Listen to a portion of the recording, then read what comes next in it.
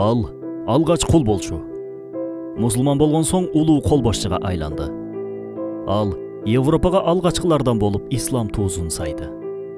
Ал артка кете турган кемелерин кетип калбайлы деп өрттөп салды. Ал 12 000 аскери менен 40 000 душман аскерин жеңип койду. Ал Европага ислам туузун сайган, артка кайтуу дегенди билбеген Тарик бин Зият. Hijri 50-жылы, милади болсо 670-жылы Таңкы жылдыз аталган Тарик бин Зият дүйнөгө келген.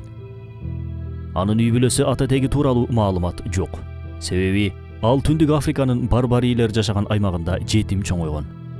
Тарик атын ага кийин Амави дөөлөтүнүн Түндүк Африкадагы валиси Муса бин Нусайр койгон. Муса бин Нусайр да мурда кул болгон эле. Кийин вали, кол башчы даражасына жеткен. Ал Тарикти өз карамагына алып, тарбиялап, өзү сыяктуу улуу кол башчы кылып чыгарган. Андыктан бул эки кол башчынын тең теги араб эмес, барбар болушкан. Акыйкатта бул сыяктуу өрнөктү исламияттан башка, ааламдан башка динден кезиктире албайсыз. Аллахты тааныбаган адамдар үчүн жетим балдар өзүнүн каразгөй максаттары үчүн колдонууга ылайык келген кароосуз бир жем болсо, исламиятта жетимдин башын сылап аларга мээрим көрсөтүү менен Аллахтын мээримине ээ болууга себеп болгон бир мүмкүнчүлүк эле. Мындай шыктандыруу тарыхта Тарик бин Зияттарды, Муса бин Нусайрларды, Тариф бин Маликтерди тарбиялап чыгуусуна себеп болду. Бирок бул улуу инсандардын өмүрү Амавилер дөөлөтүнүн дооруна туш келген. Амавилер доорунда арапташкан улутчулдук саясаты өкүм сүргөндүктөн, бул саясат аталган 3 улуу кол башчыга да таасирин тийгизбей койгон жок. Амави дөөлөтүнүн саясаты башка улуттан чыккан мындай дин баатырлардын атын тарыхтан өчүрүүгө далалат жасашкан. Бирок алар эске албаган бир акыйкат бар эле. Аллахтын атын дүйнөгө жайган адамдардын атын жараткан эч качан тарых беттеринен өчүрбөйт. Бул ысымдар кылымдар бою мусулман жаштар үчүн шыктын, демдин, мотивациянын булагы болуп кала бермекчи. Мотивация каалайсыңбы? Мына сага мотивация. Батышка баш багуунун кажети жок. 708-709 жылдарда Андалусияны, башкача айтканда Испанияны багындыруу үчүн иликтөө жүргүзүү максатында Тариф бин Малик башчылыгында бир канча аскер Европага келишет. Аларды чек араны караган бир канча аскерлер куралдарын кезей тосуп алышат. Жөн гана изилдөө максатында согушка даярдыксыз келген абалда да жергиликтүү аскерлерди жеңип алышкандарынан улам бул жерди багындыруу алда канча жеңил болоорун сезишет. Тариф бин Малик бул боюнча маалыматты Муса бин Нусайрга жөнөтөт. Бул мезгилдери Испания жергесиндеги Визигот патшачылыгы ички саясий согушту баштан өткөрүп жаткан. Бул өлкө Батыш Римдин колоосу менен анын ордуна түзүлгөн эң чоң өлкөлөрдөн бири болчу. Визигот патшачылыгы 7-кылымда такты бөлүшө албай ичара тиреше баштайт. Өлкө орток бир падышага кызмат кылган ак сөөк үй бүлөлөр тарабынан башкарылып турган. Бирок Визигот падышасы Битиса башка үй бүлөлөрдүн башкаруу укуктарын алып таштап, бийлик тизгинин толугу менен өзүнүн колуна алгысы келип, каршылаштарын өлтүрүп олтурду. Өлкөнүн маанилүү саясий фигурасына айланган Родерик күчтүү бир саясатчы катары буга жол бере албай, падышаны өлтүрүп, өзүн жаңы падыша деп атайт. Өлкөнүн түндүгүндөгү Битисанын уулу Акила буга макул болбой Родерикке каршы согуш ачат. Булардын баарын байкап турган Муса бин Нусайр мындай мүмкүнчүлүктү колдон чыгарбай пайдаланып калуу үчүн ошол кездеги халифа Абдулмаликке кат жөнөтөт. Аскердик жүрүш жасоодо халифадан уруксат алгандан кийин Муса бин Нусайр көптөн бери аскердик кызматта ийгилик көрсөтүп келе жаткан Тарик бин Зиятка кошуунга кол башчылык тапшырмасын табыштайт. Тарик бин Зият үчүн бул алгачкы эң чоң тапшырма болчу. Ошентип 711-жылы 12 000 аскер менен Тарик дин үчүн жоого аттанат. Динибиздин талабына ылайык кол башчы Тарик алгач исламиятты кабыл кылуу шарты менен испаниялыктарга кол салбай тургандыгын билдирген кат жөнөтөт. Катта эгер кабыл кылууга макул болушпаса, анда жизия төлөө шарты менен Амави халифатынын коргоосуна кирген өлкө болууларын сунуштайт. Родерик сунушту четке кагат. Бирок бир тараптан да Амави дөөлөтүнө өзү жалгыз каршы тура албоосун түшүнүп, өлкөнүн түндүк тарабындагы касташып жаткан Акила менен биригүүнү болжолдойт. Натыйжада Акила менен Родерик биригишип Тарик бин Зиятка каршы согушууга бел байлашат. Эки жактын биригүүсү Амави аскерлер үчүн албетте жакшы кабар эмес эле. Анан дагы мусулмандар үчүн дагы бир тоскоолдук турган. Ал тоскоолдук Визигот өлкөсү менен ортодо бөлүп турган Гибралтар кысыгын кыска убакыттын ичинде басып өтүү үчүн көп сандагы кемелер керек болчу. Гибралтар сөзү бул Тарик тоосу деген мааниге келген. Жабали Тарик деген арабча сөздөн келип чыккан. Душмандын көптүгү, тоскоолдуктардын чоңдугу Тарик бин Зиядты үмүтсүздүккө түшүрө алган жок. Себеби Тарик өз үмүтүн бүт баары анын тизгини колунда болгон Аллахтан гана алчу. Туңгуюкта жолдорду ачкан бир гана Аллах деген ишеним бул жолкусунда да улуу кол башчыны дуа кылып жалбарууга түрттү. Анын дуасы ушундай бир дуа эле Кудум эле пайгамбарыбыз саллаллаху алейхи вассаламдын Бадыр согушунда кылган дуасына окшоп кетчү. Бадыр жүрүшүнүн алдында Расулуллах колун төбөдөн бийик көтөрүп, Аллахым, мени сүйүнчүлөгөн жеңишиңе жеткир. Эгер бул бир ууч мусулман мужахид кырылса, сага жер жүзүндө ибадат кылар эч ким калбай калат деп жалбарган.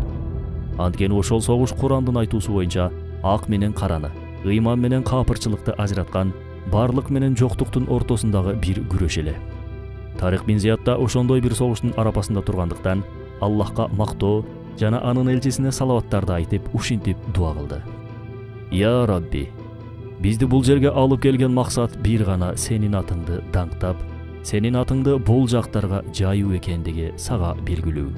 Эгер сен бизге жардам кыла турган болсоң, бизге жеңиш насип кыла турган болсоң, касам ичип айтам, сенин атыңды биз бара турган эң акыркы чекитке чейин алып барабыз. Тариктин дуасынан кийин тосуктар алынып, Фатхка карата жолдор ачылат. Кеме маселесинде мусулмандарга кайра эле ошол Родериктин диндаш улутташтарынан бири болгон Джулиан жардамга келет. Джулиандын Родерикке каршы эски бир душмандыгы, кастыгы болгон. Ошол себептен Тарик бин Зиядка жардам көрсөтүүдө аянган эмес. Кемелер даяр. Эми алдыда Гибралтар кысыгын басып өтүү гана калган. Мусулмандар кысыкты басып өтүп, Испания жергесине барышат. Испанияга келер замат Тарик тарыхта болуп көрбөгөн бир иш жасайт. Таңгамал аскерлер алоолонуп өрттөнүп аткан оттон улам ойгонуп кетишет. Алардын сүзүп келген кемелери бүтүндөй өрттөнүп жаткан эле. Кемелерди Тарик бин Зияд дал өзү өрттөп салган эле. Баары өрттү өчүргөнгө аракет кылышат, бирок Тарик аларды өзүнө чакырат. Баары таң калып карап турду. Тарик бин Зияд тарыхта калган атактуу сөзү менен аскерлерине ушинтип кайрылат. Алдыңарда деңиз сыяктуу бир душман, артыңарда душман сыяктуу бир деңиз бар. Андыктан чын ыклас менен, сабырдуулук менен согушуудан башка чараңар жок. Макул, силерди баргыла согушкула деп айтпаймын. Мен эмне кылсам, силер да ошону кылгыла деп айтамын. Ат үстүндө душман менен кылычташып жүрсөм, силер да менин артымда тоодой жөлөк болуп тургула. Эгерде напсыңердеги өлүмдөн коркуу деген нерсени алып салсаңар, албетте жеңиш бат келет. Жамааттын демин көтөрүп, жигиттик сезимин ойготуу үчүн Тарик абдан орундуу сөз сүйлөп, аябай туура бир кадамды таштаган болчу. Кемелерди өрттөп салдың, эми кантип кайтабыз деген кээ бирлердин суроосуна биз бул жакка кайтканы келгенибиз жок, өлгөнү келдик деп жооп берет. Аскерлер Тариктин бул ишинен алдыларында кайра кайтууну такыр ойлобогон бир кол башчы тургандыгын жакшы баамдап түшүнүшкөн эле. Аскерлерине да же согушуп шейит кетүүдөн, же гази болуудан башка жол калтырбоо менен алардын жүрөгүндөгү коркуу сезимин алып салган. Себеби аларды карай келе жаткан душман армиясынын саны бир маалыматтарга караганда 40 000, бир маалыматтарга караганда 100 000 эле. Ал эми мусулмандар 12 000 болчу. 12 000 аскер жок эле дегенде 40 000дик аскерге каршы согушуп атат. 3 эседен да көбүрөөк. Негизи эле тарыхты карай турган болсок, мусулмандардын көптөгөн олуттуу жеңиши аз аскер менен өзүнөн көп аскерге каршы согушуп атып ишке ашкан. Муну пайгамбарыбыз саллаллаху алейхи вассалам катышкан согуштарда да, андан кийинки улуу жортуулдарда да көрө алабыз. Визигот ордосунун саны канчалык көбөйсө да, алардын басымдуу бөлүгү согушуу өнөрү болбогон кулдардан түзүлгөн болчу. Тарик бин Зияд да согуш талаасынан жеңиш байрагын желбиретип кайта турган болсо, анда мусулмандарда ислам динин жаңы бир континентке жая алуу мүмкүнчүлүгү пайда болмок. Тарик да исламиятка Европанын эшигин ачкан кол башчы катары тарых беттеринде калмак. Бул жеңиш ойлогондон да кыйын болоорун билсе да, бул жолдо жан берүүгө даяр болчу Тарик. Бирок максат шейит кетип өлүүдөн да мурун Аллах жолунда динди жайуу болгондуктан душманды буктурмаларга түшүрүп, алардын санын азайтуунун стратегияларын иштеп чыгуу керек эле. 711-жыл июнь айы. Айгышкан согуш башталды. Родерик үстөмдүгүн көрсөтүп дароо кол салууга киришти. Согуш башталгандан кийин Акила өз армиясы менен согуш майданын таштап качып кетет. Анын максаты башынан эле ушундай болчу. Кээ бирки маалыматтар боюнча согуш 8-10 күнгө чейин созулган. Бул согушта Тарик бин Зияд кайтпастан арыстандай болуп согушуп жатты. Тарик акыр айыгында король Родерикке жетти. Эки тараптын лидерлери согуша баштады. Тарик Родерикти кылычы менен бир чаап жерге кулатты. Король согуш майданында жан берди. Родериктин өлгөнүн көргөн христиандар туш тарапка качып, заматта башаламандык пайда болду. Мусулмандар жеңишке жетти. Көптөгөн туткундарды жана олжолорду колго киргизишти. Фатх, башкача айтканда багындыруу ишке ашты. Тарик өзүнүн аскерлери менен андан ары багындыруу иштерин жүргүзө баштады. Түндүк Африкадан Муса бин Нусайр ислам ордосунун башына бир нерсе болобу деп кооптонуп, согушууну токтотуп турууну буйруган кат жөнөтөт Тарикке. Бирок жолунан кайтпас жолборстой, изинен кайтпаган илбирстей болгон Тарик бул мүмкүнчүлүктү колдон чыгарса кайра кайтып келбээрин айтып, согушту улантты. Ал аскерлерин төрткө бөлүп, бир бөлүгүн Куртубага, башкача айтканда азыркы Кордовага, бир бөлүгүн Малагага, бир бөлүгүн Гырнатага, азыркы Гранадага, бир бөлүгүн болсо Эльвираяге жөнөттү. Баары жеңишке жетишти. Тарик болсо калган аскерлери менен визготтордун борбору болгон Тулей-Тула шаарын курчууга алды. Шаар аябай бекем чептери менен корголгонуна карабай, мусулмандарга багынып берди. Бул жеңиштер бүтүндөй Испанияга тарап, жергиликтүү калк аябагандай коркуп турушту. Бул мезгилдери Муса бин Нусайр да өзүнүн колу менен Испанияга келген эле. Ал бир тараптан, Тарик болсо бир тараптан шаарларды, айыл кыштактарды багындырып олтурду. Бир күнү Тарик менен анын жол көрсөткүчү устаты Муса бин Нусайр жолугушат. Муса Тариктин сөз укпай койгондугун айтып, ачууланса да, алдыдагы чоң мүдөө үчүн, улуу жеңиш үчүн кайра кечирди. Тарик да устатынын урушканына сый менен сылык мамиле кылды. Алар кайра эле багындыруу иш аракеттерин улантышты. Ишлибия, азыркы Севилья, Сарагосса, Барселона, Арагон, Леон, Каталония койчу багындырып олтуруп, натыйжада Испания мусулмандардын колуна бүтүндөй өттү. Мусулмандар муну менен эле тынчып калган жок. Алар Францияны көздөй бет алышты. Атүгүл Франциянын Нарбонна шаарына чейин жетип барды. Ооба, жаңылыш уккан жоксуз. Мусулмандар Францияны да багынтуу үчүн алгачкы кадамдарды таштаган болчу. Бирок Шам жергесиндеги Амави халифасы Валидтен көп Иракка кетпегиле деген катынын келүүсү менен мусулмандар Фатх ишин ушул жерден токтотушат. Европага ислам туусу сайылып, азан үндөрү жаңыра баштайт. Андалусия ислам дөөлөтү курулуп, ал 800 жыл бою жапайы Европанын устаты деген макамга ээ болгон. Бул сүйүнүчтүү кабар бүткүл ислам дүйнөсүнө жайылды. Шүгүрлөр айтылып, дуалар кылынды. Ооба, Мусанын да, Тариктин да бул кызматы тарыхтын нугун өзгөртүп, алтын дамгалар менен жазылып калды. Чындыгында бул улуу кол башчылардын максаты Андалузия менен эле чектелбейт болчу. Бул улуу жүрүштүн чыныгы себеби пайгамбарыбыз саллаллаху алейхи вассаламдын куттуу хадисине барып такалат эле. Ал кандай хадис дейсизби? Анда кулак салып туруңуз. Пайгамбарыбыз саллаллаху алейхи вассалам бир хадисинде ушундай дейт: Константинополь сөзсүз мусулмандардын колуна өтөт, фатх болот. Аны багынткан кол башчы кандай бактылуу, ошол кошуун кандай бактылуу. Дал ушул хадисте макталган бактылуу кол башчы же кошуундун катарындагы аскер боло алуу үчүн Муса бин Нусайр менен Тарик бин Зияд Испанияга киришип, ал жерде багындырышты. Эмне үчүн Испания? Константинополь азыркы Стамбулдагы дешиңиз мүмкүн. Испанияга киришкендигинин себептеринин бирөөсү Константинополь жайгашкан Византиянын шериктештери, союздаштары болгон Европаны алгач багындыруу керек эле. Андан кийин Византияга жортуул жасоо керек эле. Мына ушундай ниетте мусулмандар Испанияга киришти. Пайгамбарыбыз саллаллаху алейхи вассалам айткан бир эле хадис канчалаган улуу жеңиштерге, ыйык кызматтарга алып барды, элестетип көрүңүз. Дегеле кылымдар бою канчалаган халиф, султан, кол башчы аттуунун баары ошол куттуу хадисте макталган кол башчы болуу максаты менен жашап калышкан. Стамбулдун же хадисте айтылган Константинопольдун каратылуусу үчүн Мысыр, Ливия, Тунис, Персия сыяктуу жерлерде каратылган. Тарик бин Зиядтын ысымы ислам дүйнөсүнө жайыла баштады. Бул жеңиштин даңазалуу уран кыйкырыгы Тарик бин Зиядты кандай абалга алып келди деп ойлойсуз? Назарыңыздарды Расулуллахтын Меккени фатх кылган учуруна буралы. Мекке фатх болуп аткан учурда пайгамбарыбыз саллаллаху алейхи вассалам төш какпастан башын ийип истигфарларды айтып куттуу шаарга кирип барган. Аны ээрчиген улуу кол башчылар да дал ушундай жупуну жолду тандашты. Анткени улуулуктун жышааны кичипейилдүүлүктө. Тарик бин Зиядта менменсинип төш какпастан, жеңишти Аллахтан билип, өзүнө өзү ушинтип кайрылды. Эй тарих, кечээ эле бербери бир кул элең, бүгүн жеңиш менен сыйланган бир кол башчысың. Эртең болсо кабырга киресиң, андан кийин Аллахка эсеп кысап кыласың. Европанын устаты болгон Андалусия 800 жыл бою Европага илим билим, маданият, искусствону үйрөтүп келди. Андалусия Европанын эң эле өнүккөн дөөлөтүнө айланды. Европалыктар үчүн Андалусия мусулмандарындай кийинүү, арабча сүйлөө мода болчу. Кудум азыркы күндө биз мусулман жаштары англисче сүйлөп, батыштын модасын ээрчигендей. Баары Андалусиянын шаарларына келүүнү самашчу. Себеби мусулман шаарлары өтө кооз өнүккөн маданияттуу шаарлардан эле. Европанын шаарларында ажаткана маданияты жок кезде, адамдар өздөрүнүн нажастарын терезеден көчөгө төккөн кезде, Андалусиянын 500 000 калкы бар Куртуба шаары, башкача айтканда азыркы Кордовада 600 мечит, медресе, 50 мыкты жабдылган оорукана, 800 мончо жана өтө көптөгөн китепканалар бар эле. Мисалга алсак, 2 султан Хакем курдурган китепканада эле 400 000 китеп бар болчу.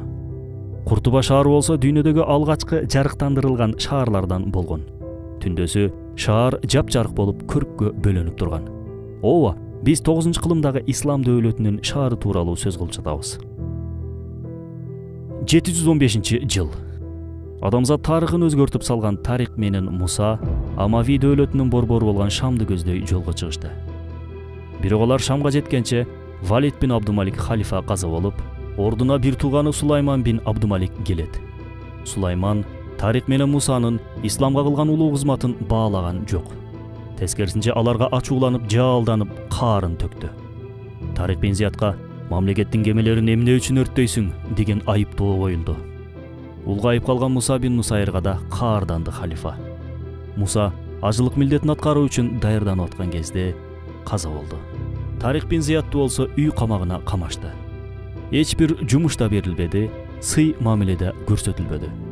720-жылы кембагалчылыкта, жалгыздыкта жатып, чыныгы ааламга сапар тартты. Ооба, дүйнө өтүүчү. Европага ислам туусун сайган баатыр ушинтип каза болду. Каерде өлгөнү, каерге көмүлгөнү жөнүндө маалыматтар бизге жетип келген эмес. Эмне үчүн ага мындай мамиле жасашты? Анткени башта айткандай улутчулдукка таянган Амави дөөлөтүнүн саясаты башка улуттан чыккан баатырларды тарых бетинен өчүрүүгө кызыктар болгон. Алар үчүн өздөрүнөн чыккандар гана баатыр, улуу болгон. Башкалар экинчи даражадагы адам катары бааланган. Улутчулдук акыр айга Амави дөөлөтүнүн кулап, талкаланып жок болушуна алып келди. Ооба, Тарик бин Зиядтын кадырын халифа башкармалар билбеди. Ага сый мамиле кылышпады. Бирок Тарик бин Зиядтын максаты Аллахтын ыраазчылыгы гана болду. Ким эмне десе десин, ким кандай мамиле кылса кылсын, ал өз милдетин аткарды. Болду. Сый урматты Аллахтан көрөт, периштелер ааламында атактуу болот иншалла. Азыркы күндө биз да бир аз дин үчүн, эл жер үчүн кызмат кылган кезде, ыраазчылык же рахмат айтылбай калса, дароо таарынып, нааразы боло баштайбыз. Демек, биз кызматты Аллах үчүн эмес, кул үчүн кылыптырбыз. Эгерде кызмат кылгандан кийин эч кимден ыраазчылык күтпөсөк, демек биз кызматты Аллах үчүн кылган болобуз. Эмне болсо болсун, Аллах ыраазы болсо болду деген ниетти тутунуу жеңишке алып барат. Экинчи жактан, улуу мүдөөлөр үчүн жолго чыкканда, бизди мүдөөбүздөн артка кайтара турган себептерди тарих кемелерди өрттөгөндөй бүтүндөй өрттөп жок кылышыбыз керек. Накта жинди болушубуз керек. Башкача айтканда, пайгамбарыбыз саллаллаху алейхи вассаламдын ушунчалык такыба болгула, башкалар силерди жинди болуп калды дешсин деген хадисиндегидей жинди бололу. Үчүнчү жактан, улуу мүдөөлөр үчүн жолго чыкканда албетте урушуу, араздашуу деген нерселер чыгат. Бул кадимки инсандык абал. Бирок бул нерселер биздин мүдөөбүзгө жетүүдө бут тоспоосу зарыл. Тарихте Муса канчалык урушса да, ал кайра баш ийип, сый урмат менен мамиле кылды. Натыйжада Андалусия төрөлдү. Эгерде тарихта Муса менен уруша кеткенде, анда Андалусия төрөлбөй калмак балким. Караңыз, кичинекей эле напсинин эркелиги канчалык улуу максатты токтотуп коймок. 4-дүн. Амавилер канчалык саясатташып улутчулдукка малынбасын, мүдөөлүү кол башчылар буга көңүл бурбастан, Фатх, башкача айтканда багындыруу иштерин токтотпостон улантышты. Маверен Нахр, башкача айтканда Түркистан аймагы, Түндүк Африка, Византиянын бир бөлүгү, Андалусия, Индиялар дал ушул мезгилдери багынып берди.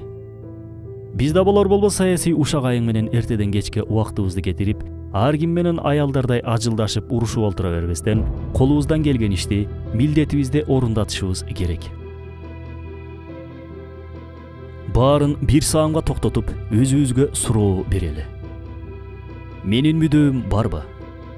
Бар болсо ал кандай мүдөө? Жок, үй, машина, экинчи, үчүнчү аял сыяктуу мүдөөлөр булар убактылуу өтүүчү нерселер. Булар мүдөө эмес чынында. Мүдөө бул дүйнөдө да, акыретте да пайдасы тийген бир нерсе болушу керек. Эгер мүдөөбүз жок, жайылып аккан суудай болуп жүргөн болсок, анда өзүбүзгө мүдөө коелу. Ал мүдөөдөн кайтара турган нерселерди өрттөйлү. Араздашуу, капалашуу деген нерселерди жок кылалы. Эч ким ыраазычылык айтпаса айтпасын, Аллах ыраазы болсо жетет. Эгер Аллах ыраазы болсо, бирок бүткүл дүйнө таарынса, мааниси жок.